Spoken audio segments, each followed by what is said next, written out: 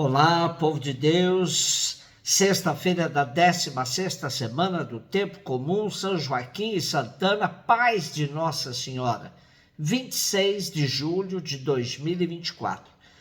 Nossa reflexão de hoje é a partir de Eclesiástico 44, 1, de 10 a 15, Mateus 13, 16 a 17. Vamos fazer o elogio dos homens famosos, nossos antepassados através das gerações. Estes são homens de misericórdia. Seus gestos de bondade não serão esquecidos.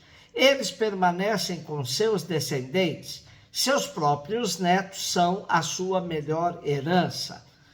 A descendência deles mantém-se fiel às alianças e graças a eles também os seus filhos. Sua descendência permanece para sempre, e sua glória jamais se apagará. Seus corpos serão sepultados na paz, e seu nome dura através das gerações. Os povos proclamarão a sua sabedoria, e a Assembleia vai celebrar o seu louvor. No prólogo do livro do Eclesiástico, temos um relato do neto do velho Jesus ben Sirá, ou Sirácida, que percebeu a importância de traduzir os escritos de seu avô do hebraico para o grego, a fim de facilitar às novas gerações o acesso à sabedoria dos antigos, como forma de resistir às investidas dos dominadores que queriam impor sua cultura em detrimento da religião dos judeus dispersos. Sendo assim, este livro quer manter as tradições do povo judeu, que sofre com as influências dos gregos, correndo o risco de perder sua identidade, cultura e religião.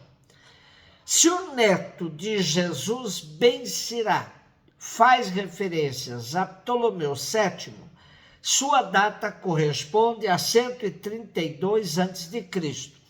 E seu avô viveu então por volta de 190 a 180 a.C.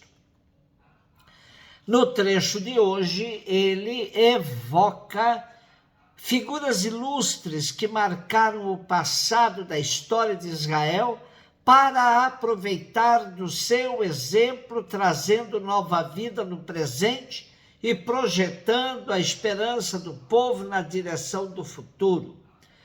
O bem praticado por uma geração é sempre um capital precioso e fecundo que permanece e de que se pode dispor. Quando é praticado por homens e mulheres virtuosos, tece a verdadeira trama da história da salvação.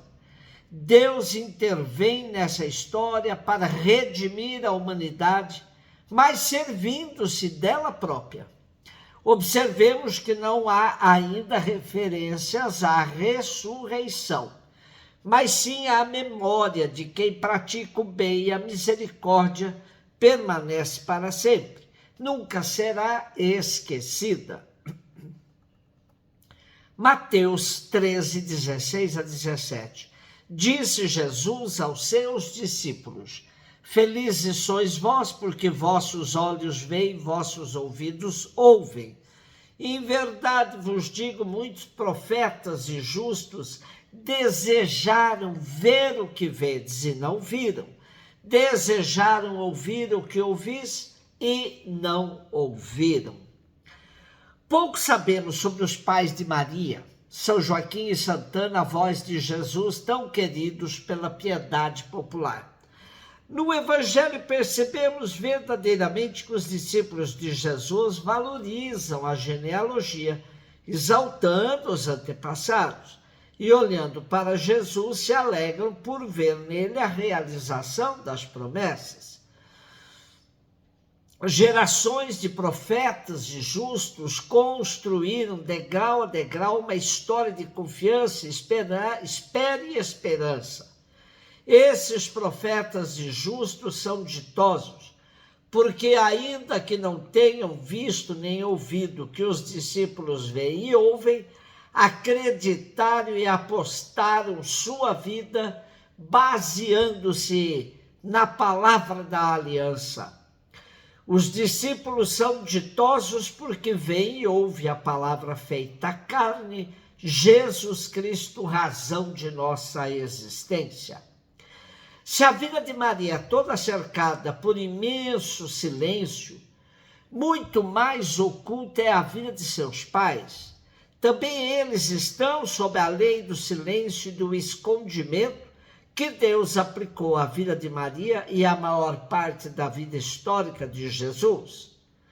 Os evangelhos apócrifos falam das suas dificuldades.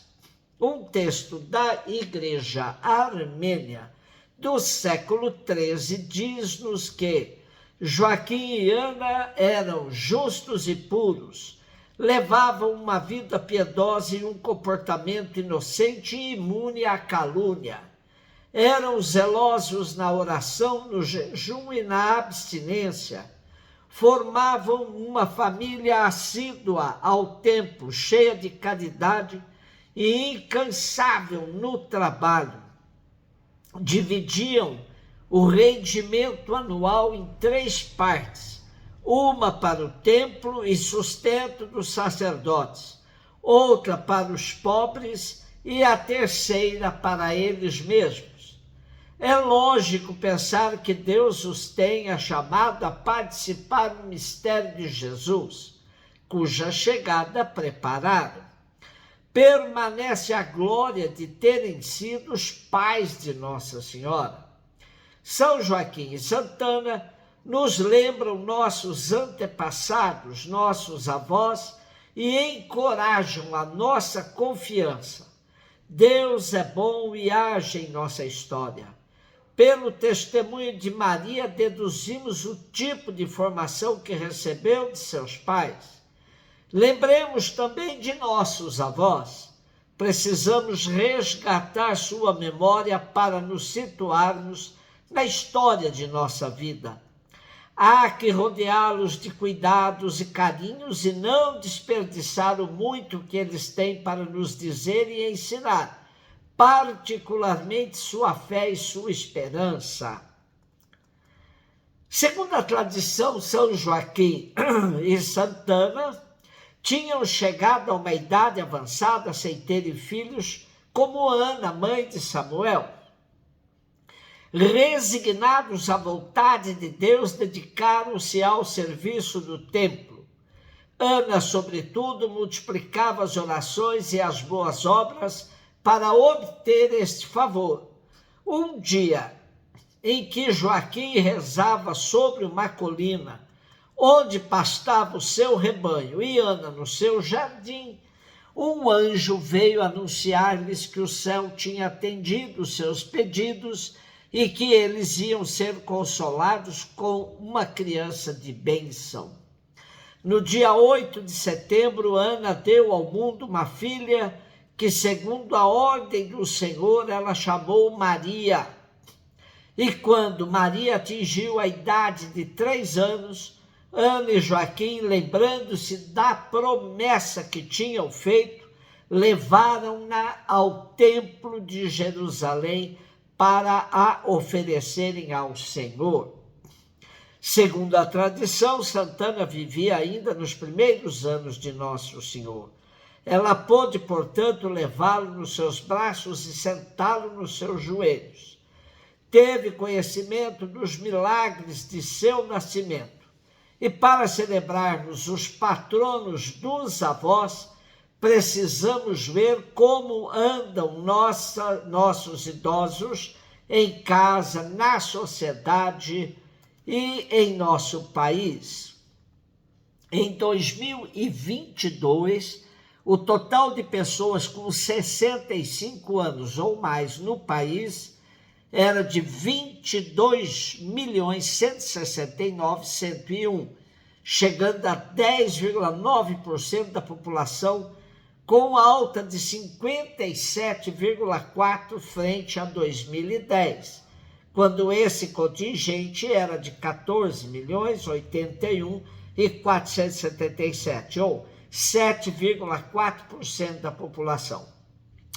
É o que revela os resultados do universo da população do Brasil, desagregada por idade e sexo, do Censo Demográfico de 2022. Constatamos hoje muitas situações difíceis para os idosos, pois além daqueles que as famílias têm dificuldades de cuidar e que são colocados em casas de repouso ou alguma instituição similar, temos os que permanecem em suas casas, mas são aí abandonados ou explorados por familiares que se aproveitam de suas aposentadorias e não lhes dão o conforto necessário para uma velhice feliz. Se por um lado temos que comemorar a grande oportunidade de muitos atingirem idades bem mais altas nos dias de hoje, por outro, garantir a qualidade de vida para eles está posto como um grande desafio para todos nós. Cuidemos com paciência e amor dos idosos, pois eles têm, no geral, muitas experiências para transmitirem às gerações mais novas. Um beijo no seu coração.